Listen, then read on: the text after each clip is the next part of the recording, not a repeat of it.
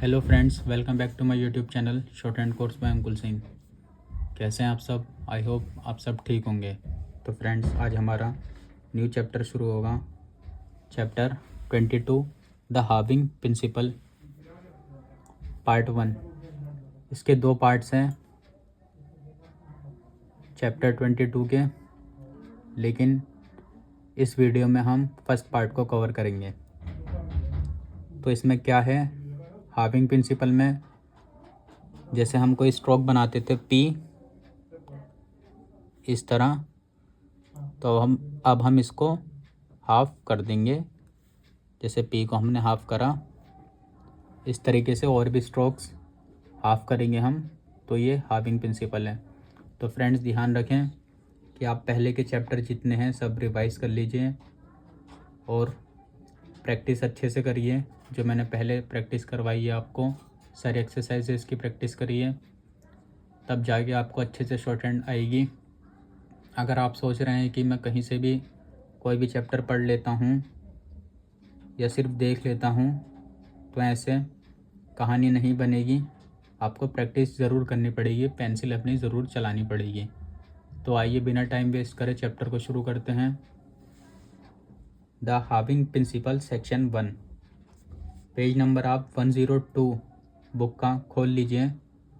Book खोलने के साथ साथ आप इस वीडियो को देखिए, तब ये चैप्टर समझ में आएगा।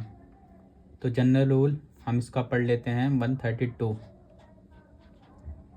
Having a stroke in length indicates the addition of T or D in words of one syllable. However, unless the stroke is finally hooked or has a joint diphthong, a light stroke is half for T only and a heavy stroke for D only. तो जो हमारे light stroke थे, जैसे P, T, CH, ये हमारे light stroke हैं। अब इसी को हम डार्क कर देंगे।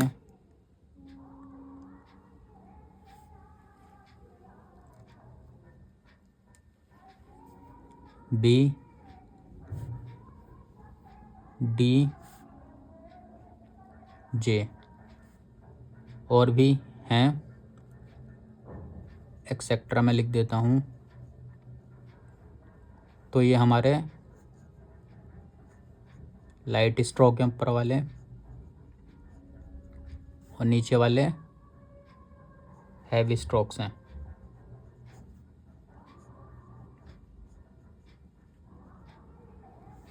अगर हम लाइट स्ट्रोक को हाफ करेंगे, जैसे पी था हमारा, इस तरह पी को अगर हम हाफ करेंगे तो पी के साथ टी की साउंड आएगी, ये पी टी हो जाएगा। टी को हाफ करेंगे टी टी, सी एच को हाफ करेंगे सी एच टी। ठीक वैसे ही हैवी स्ट्रोक्स में देख लेते हैं। अगर बी को हम हाफ करेंगे तो इधर हम बी डी पढ़ेंगे। तो लाइट स्ट्रोक को अगर हाफ करते हैं तो लास्ट में हम टी ऐड कर देंगे।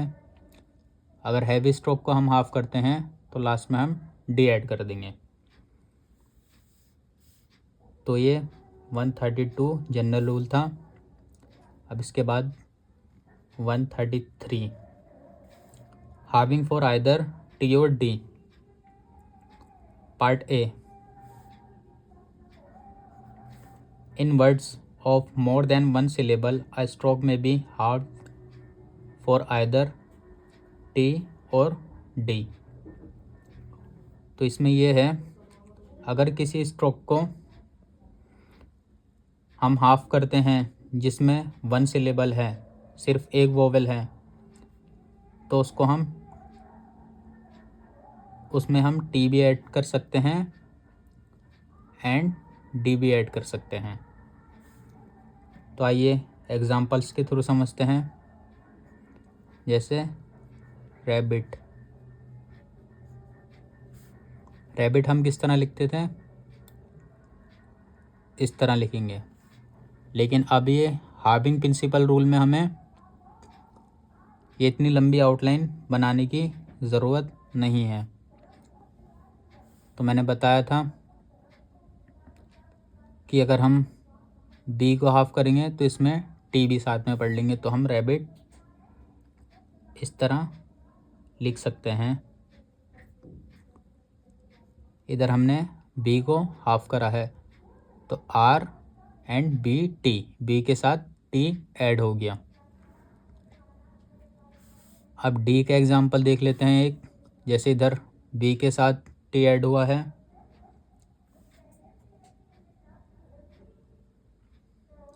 ये डार्क है, ये बी है, इसका ध्यान रखें।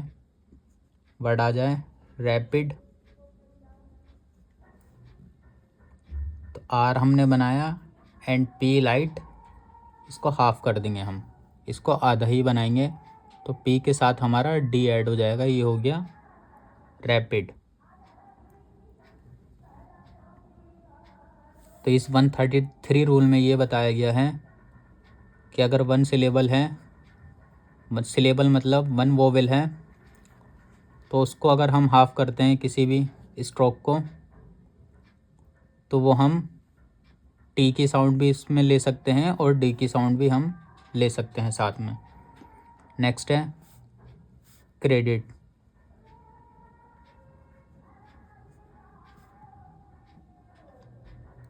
इसमें हमने डी को हाफ करा है, तो ये हो गया credit. Next debit, D and B half, ये हो गया debit.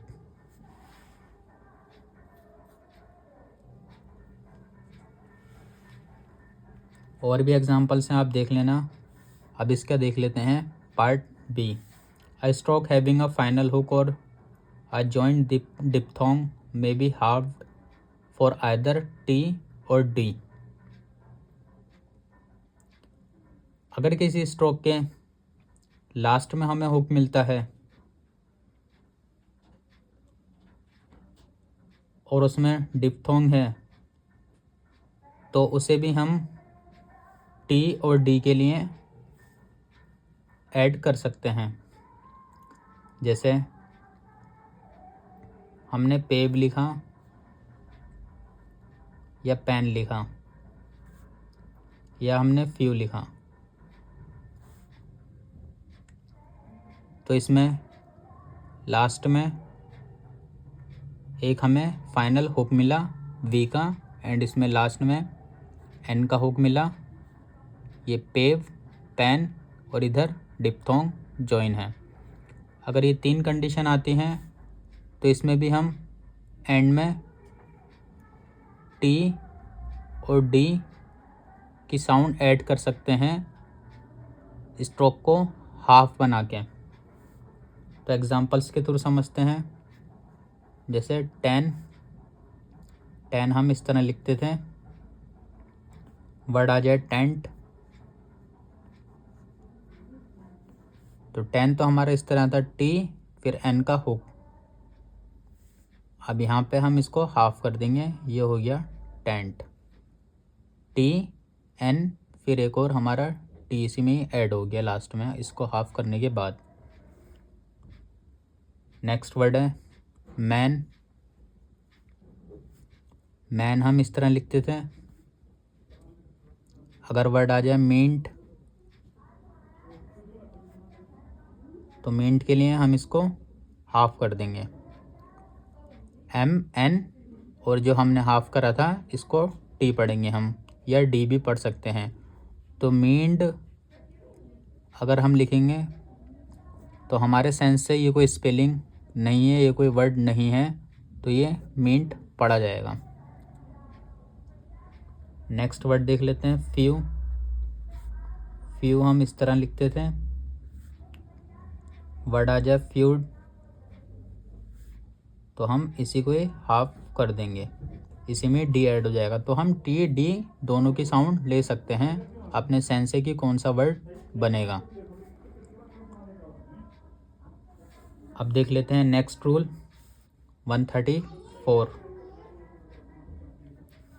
Having for T only और फॉर डी ओनली। 34 का part A. In words of one syllable light strokes without a final hook और a joint diphthong are halved for T only. अगर कोई word है जिसमें वन सिलेबल है और वो लाइट स्ट्रोक है, उसमें कोई फाइनल हुक नहीं है लास्ट में और डिप्थोंग से जॉइन है, तो उसमें सिर्फ हम टी ऐड कर सकते हैं। जैसे वर्ड है प्ले,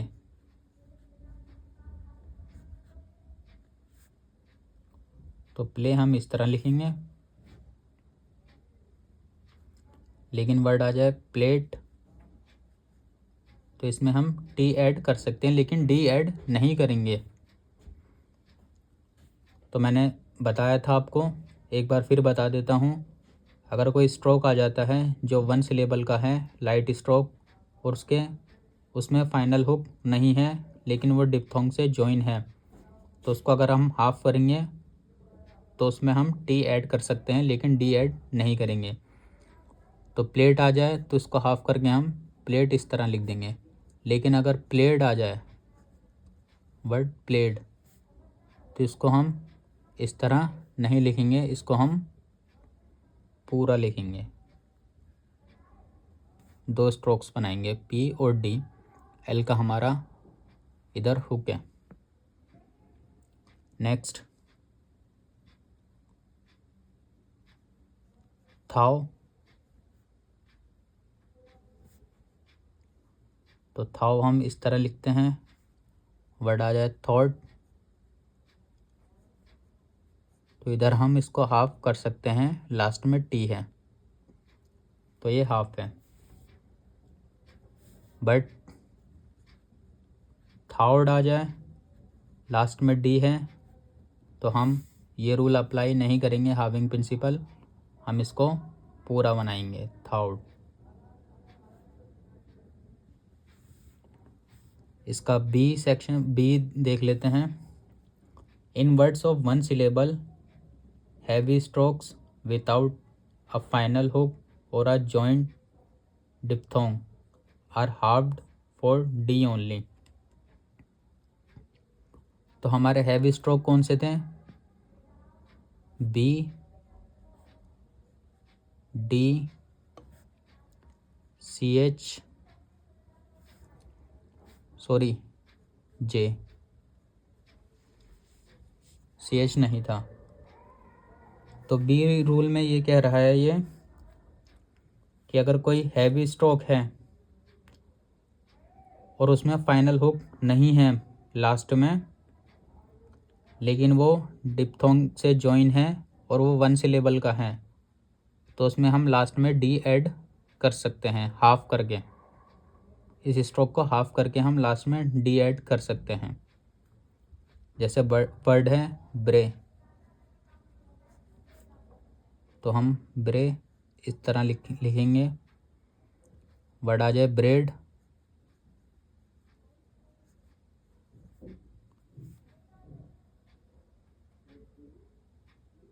तो ब्रेड को हम इस तरह लिखेंगे। ये जो है हमारा हैवी स्ट्रोक है, इसे ब्रेड, ये लास्ट में टी है, डी है, इसको ब्रेड नहीं पढ़ेंगे, ये ब्रेड है। तो इस बात का ध्यान रखें। बट अगर ब्राइट आ जाए, तो इस रूल में यही बताया है कि हैवी स्ट्रोक में लास्ट में हम डी ए पढ़ेंगे हाफ करके, लेकिन अगर टी आता है उसके लिए हम पूरा बनाएंगे, ब्राइट इस तरह। नेक्स्ट एग्जांपल ग्रे,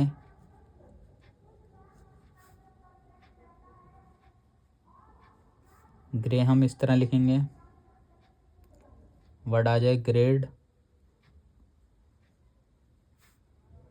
तो हम इसी को ही हाफ कर देंगे, डी हमने इसी में ऐड कर लिया।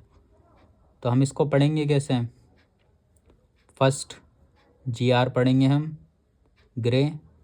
इसके बाद हम वोवेल पढ़ेंगे, लास्ट में जो हमने डी ऐड करा है उसको हम पढ़ेंगे। तो ये हो गया ग्रेड। बट आ जाए ग्रेट, तो इसमें हम अब हाफ नहीं बनाएंगे, लास्ट में टी है तो इसको हम पूरा बनाएंगे। ये हो गया great. Vocalising, next rule, vocalising half length forms 135। Vowel signs to half length forms are read next to the primary strokes. जैसे फाई, फाइट। जैसे वर्ड है फाई, तो इसको हम सिंपल इस तरह लिख देते थे, लेकिन वर्ड आ जा फाइट तो इसको हम हाफ बना देंगे। एफ को हमने हाफ बनाया तो इसी में टी की साउंड आ गई हमारी, हमने इसमें टी ऐड कर दिया। ठीक उसी तरह ऑफ, ऑफ हम इस तरह लिखेंगे, ओ का वोवेल एंड एफ, वर्ड आ जाए ऑफ्ट, इसी को ही हम हाफ कर देंगे, ऑफ्ट। तो इसमें जो टी और डी है, कहीं भी टी डी या डी आएगा उसको हम हमेशा लास्ट में पढ़ेंगे। ठीक वैसे ही सीख, सीख हम इस तरह लिखते हैं, लेकिन वर्ड आ जाए सेक्ट, इसी को ही हम हाफ कर देंगे, ये हो गया सेक्ट। अब वर्ड आ जाए सीकर,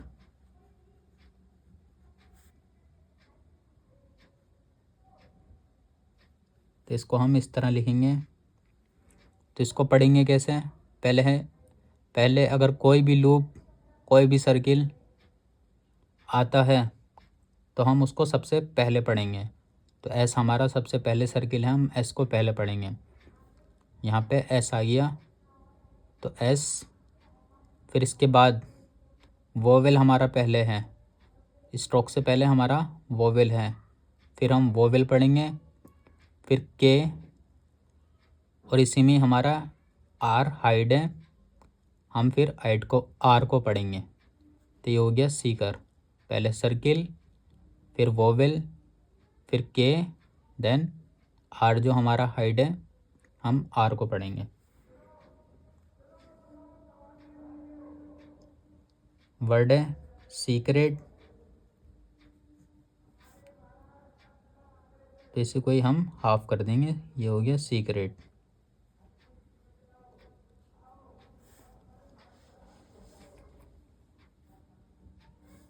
अब देख लेते हैं next rule 136, circle S following half length forms. Circle S at the end of half length form is read after the T or D indicated by the halving। तो इसमें ये बताया गया है, अगर किसी भी हाफ स्ट्रोक में लास्ट में सर्किल दिया हुआ है तो हम सर्किल को लास्ट में ही पढ़ेंगे। एग्जाम्पल्स के थ्रू समझते हैं। जैसे वर्ड है कोर्ट, तो कोर्ट को हम इस तरह लिखते थे, लेकिन अब ऐसा नहीं लिखेंगे, इतनी बड़ी आउटलाइन नहीं बनाएंगे, हम सिंपल इस तरह हाफ कर देंगे के को, और इसी में टी की साउंड हमारी आ गई तो कोर्ट हो गया। ये वर्ड आ जाए कोर्ट्स,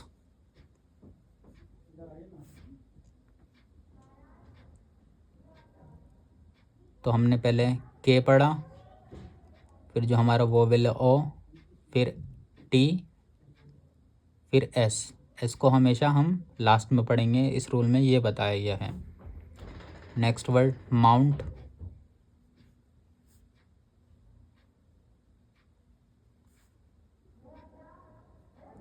माउंट्स आ जाए तो ये जो हमने एन का हुक बनाया है, इसी में हम लास्ट में इसी के अंदर एक सर्किल बना देंगे। ये हो गया माउंट्स।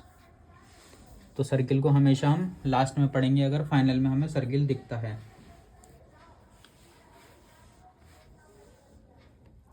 जैसे वर्ड है रेंट,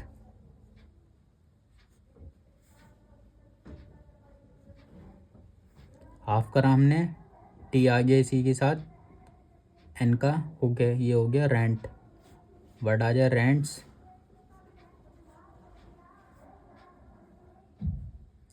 तो इसी में हम लास्ट में सर्किल लगा देंगे। एन का हुक हमारा हाइड है, तो ये हो गया rents. Next rift and rifts, तो रिफ्ट हम इस तरह लिखेंगे, रिफ्ट्स आ जाए तो आर बना के हम एफ के अंदर ही एक स्मॉल सर्किल बना देंगे जो कि लास्ट में पड़ा जाएगा रिफ्ट्स। नेक्स्ट रूल देख लेते हैं 137 हाफ लेंथ एच की हम हाफ लेंथ के रूल्स पढ़ेंगे इसमें। Half length H when not join to another stroke is always written upward. जब एच हमारा इस तरह हम लिखते थे, अगर ये किसी और स्ट्रोक को अपने साथ नहीं लेता है,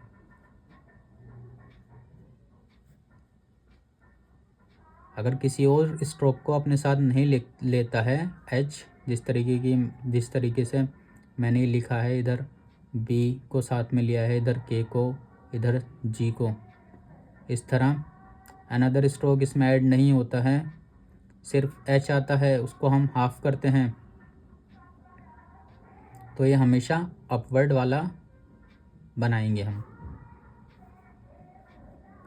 जैसे वर्ड है हाइट,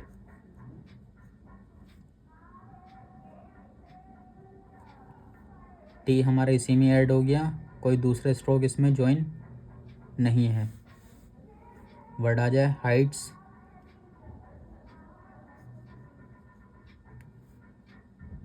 इसी में हम अपोजिट साइड लास्ट में सर्किल लगा देंगे।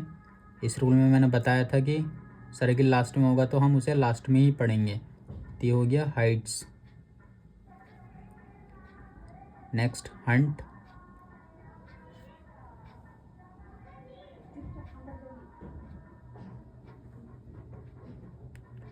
अगर वर्ड आ जाए हंट्स,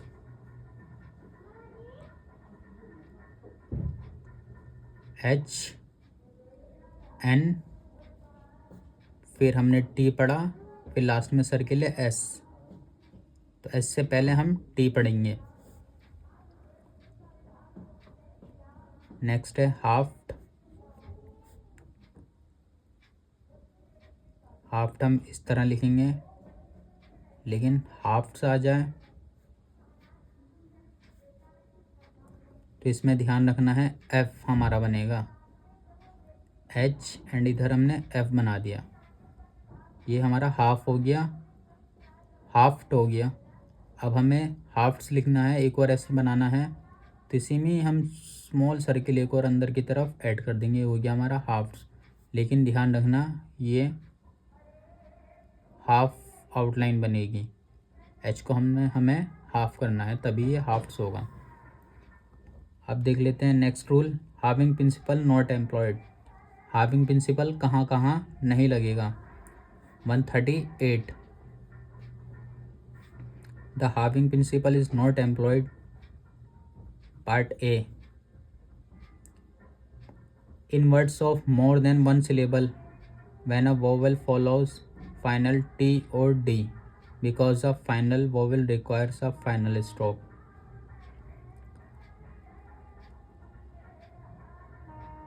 कुछ वर्ड्स जिसमें वन सिलेबल से ज़्यादा सिलेबल होते हैं और उसमें लास्ट में टी और डी है, लेकिन फाइनल वोवेल लगा हुआ है, टी और डी के बाद कोई वोवेल है, तो उसके लिए हम हाविंग प्रिंसिपल ये रूल अप्लाई नहीं करेंगे। जैसे वर्ड PT। अब इसमें टी के बाद एक वोवेल है, फाइनल वोवेल है, तो इसमें हम हार्विंग प्रिंसिपल यूज़ नहीं करेंगे, इसको हम पूरा बनाएंगे क्योंकि हमें ये वोवेल इंडिकेट करने हैं। पिट आ जाए तो इसमें लास्ट में हमें वोवेल नहीं दिखा तो इसको हम हाफ कर सकते हैं इस तरीके से। Next word agreed.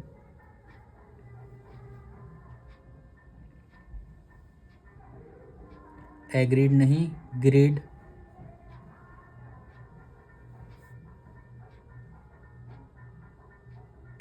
वर्ड आ जाए ग्रीडी तो इसमें एक से ज़्यादा वोवेल हैं, 1 2 3 वोवेल हैं और डी के बाद वोवेल है, तो इसको हम हाफ नहीं करेंगे, इसको हम पूरा बनाएंगे क्योंकि हमें वोवेल इंडिकेट करने हैं। तो ग्रीडी हम इस तरीके से नहीं लिखेंगे। Part B, when a triphone immediately precedes T और डी। जब टी और डी के बाद हमें ट्राइफोन दिखता है तब भी हम ये हार्विंग प्रिंसिपल यूज़ नहीं करेंगे। जैसे वर्ड है फाइट। फाइट में हमारा एसेंशियल वोवेल है आई का, तो इसमें हमने हार्विंग प्रिंसिपल बना दिया, इसको एफ को हमने हाफ कर दिया। लेकिन वर्ड आ जाए प्यार्ट।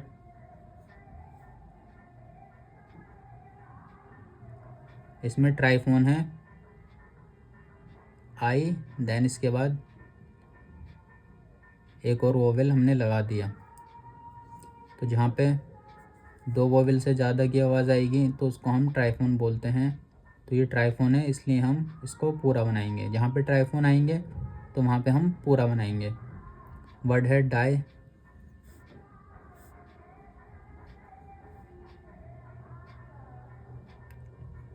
इसको हम हाफ कर देंगे। एसेंशियल वोवेल है आई का, लेकिन ये ट्राइफोन नहीं है इसलिए हम यहाँ पे हाफ कर देंगे। लेकिन अगर ट्राइफोन आ जाए कहीं पे, जैसे डायडम, तो इसमें हम पूरा बनाएंगे। तो ट्राइफोन्स आते हैं तो हम पूरा बनाएंगे। नेक्स्ट इसका part C, where a more distinctive outline is obtained by the use of the stroke T और D as secret, secured, unavoidable, inevitable, hotly, hotel. तो कुछ आउटलाइंस जिसमें हम फ़र्क जान सकते हैं, जो एक जैसी बन सकती हैं लेकिन हम उसमें अलग अलग तरीके की वो आउटलाइन बनाएंगे जिससे कि हम फ़र्क जान सकें दोनों में। जैसे सीक्रेट वर्ड है, हम सीक्रेट इस तरीके से लिख देंगे। लेकिन वर्ड आ जाए सेक्योर्ड तो हम इसको इस तरह नहीं लिखेंगे। इसके लिए हम पूरा बनाएंगे ताकि ये दोनों मैच ना हों, इसलिए हम फ़र्क बनाएंगे इसमें। Next unavoidable.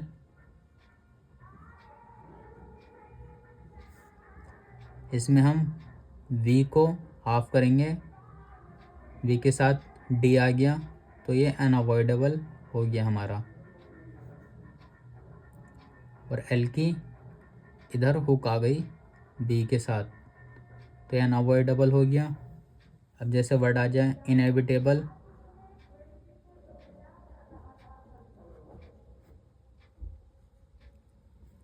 तो जिस तरीके से हमने अनअवॉइडेबल लिखा है, इनएविटेबल भी तो हम इसी तरह से लिख सकते हैं। तो इसी तरह ये दोनों मैच ना हो जाए इसलिए हम इनएविटेबल को पूरा बनाएंगे।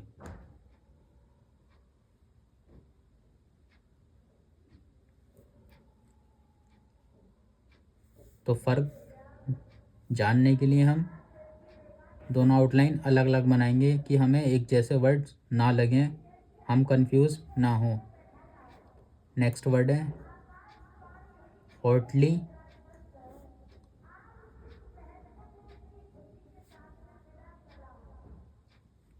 बट होटल हम इस तरीके से बनाएंगे पूरी आउटलाइन, क्योंकि होटल भी इस तरीके से हम लिख सकते हैं, HOT देन L, होटल। तो हम कंफ्यूज ना हो इसलिए हमने ये पूरी आउटलाइन बनाई है, ये नहीं बनेगी। और वैसे भी इसमें L के बाद वोवेल है तो हमने L को पूरा बनाया है।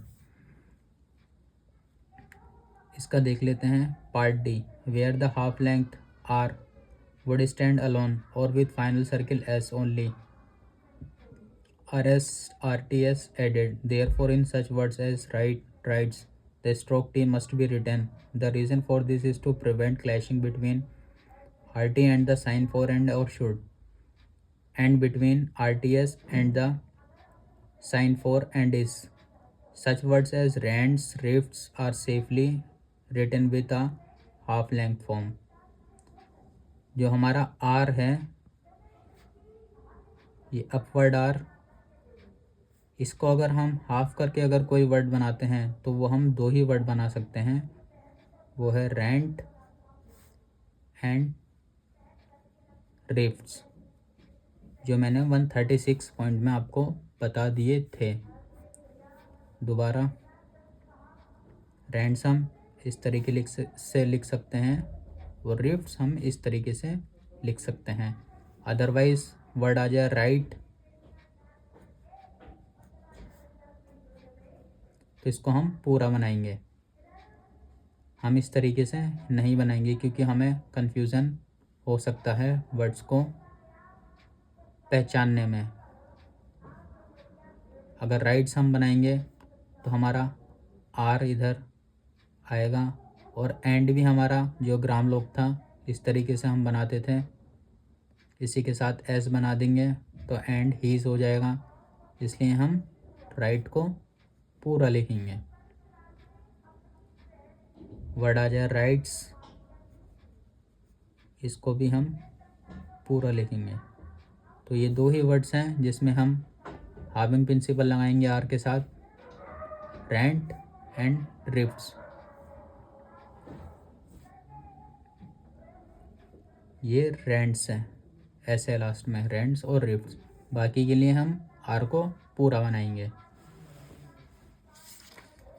इसके बाद position of half length forms 139। Upward और downward half length characters must not be written through the line for the indication of vowels, where the first upstroke or the first downstroke in an outline is a half length. The outline is written so that the half length stroke appears over the line for the indication of a first place vowel and on the line for the indication of second or third place vowel, जैसे optical, vertical. तो इस rule में ये बताया गया है कि जो हमारा हार्विंग प्रिंसिपल है, अगर कोई भी स्ट्रोक, कोई भी आउटलाइन है, जैसे रैपिड या रैबिड, तो इसमें अगर हम हमारा फर्स्ट स्ट्रोक जो होगा उसको हम हाफ करेंगे इस तरीके से, इसको हम हाफ करेंगे, या हमने पी को हाफ कर दिया, या हमने बी को हाफ कर दिया, टी को हाफ कर दिया, डी को हाफ कर दिया, तो थर्ड प्लेस में अगर वोवेल आता है तो हम इसको लाइन कट करके नहीं बनाएंगे, हम इसे ऑन द लाइन बनाएंगे, फर्स्ट प्लेस के वोवेल के लिए भी और थर्ड प्लेस के वोवेल के लिए भी। या हम इसको अबव द लाइन बना सकते हैं फर्स्ट प्लेस के वोवेल के लिए। अगर फर्स्ट प्लेस का वोवेल आता है तो हम अबव द लाइन बनाएंगे, सेकंड प्लेस का आता है तो on the line, third place का वोवेल आएगा तब भी हम ऑन द लाइन ही बनाएंगे, लाइन कट करके नहीं बनाएंगे। जैसे वर्ड है ऑप्टिकल, एग्जांपल्स के थ्रू समझते हैं। तो ये तो क्लियरली अबव द लाइन हमने बनाया। तो ये ऐसा इसलिए है ताकि अगर हम ऑप्टिकल की जगह हम बना दें ऑप्टिकली, तो ये आउटलाइन नीचे वाली लाइन में पहुंच जाएगी और थोड़ा इससे लेंथी भी आउटलाइन बन सकती है अगर कोई दूसरा वर्ड आता है तो इसलिए इसको हम अवॉइड करेंगे, इसलिए हम लाइन पर बनाएंगे। वर्ड है वर्टिकल,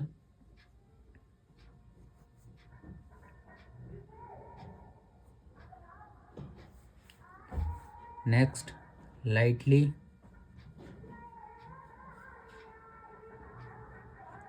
तो लाइटली समझना, लाइट हमने इस तरह लिखा, एल को हमने हाफ बनाया, देन जो लास्ट वाला एल है उसको हम पूरा बनाएंगे, लास्ट में वोवेल इंडिकेट कर देंगे लाइटली। इसके बाद लेटली, लेटली भी हम ठीक इसी तरीके से बनाएंगे।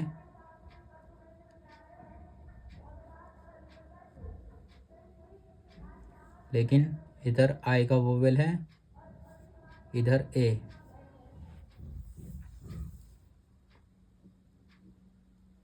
अब जैसे वर्ड है आर्टिफिशियल,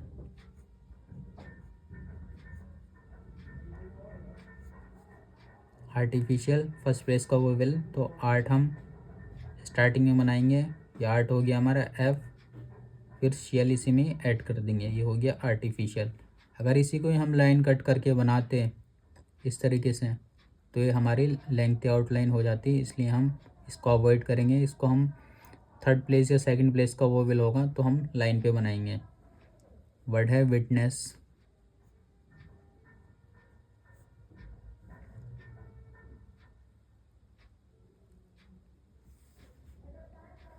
नेक्स्ट वर्ड मिलिट्री,